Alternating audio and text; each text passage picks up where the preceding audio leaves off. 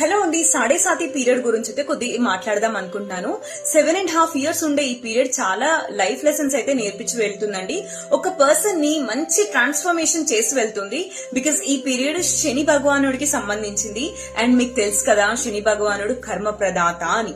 మన కర్మల్ని బట్టి, మన జాతకరీత్యం ఆయన ప్లేస్మెంట్ ని బట్టి కూడా మనకు రిజల్ట్స్ ఉంటాయి. అందరికీ ఒకేలాగా ఉండదు.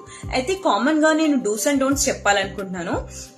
ఏం చెయ్యాలి ఈ 7.5 పీరియడ్స్ లో అంటే, మీరు ఫస్ట్ థింగ్ పెద్దవాళ్ళని అస్సలు నిర్లక్ష్యం చేయడం గాని, వాళ్ళతోని దూషించడం, కొంచెం రూడ్ గా మాట్లాడడం చేయకూడదు.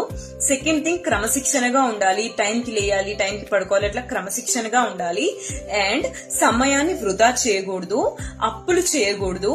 హనుమాన్ చాలీసా అండ్ శనివార నియమాలు పాటించండి. సేవా కార్యక్రమాల్లో పాల్గొనండి. Thank you. నెక్స్ట్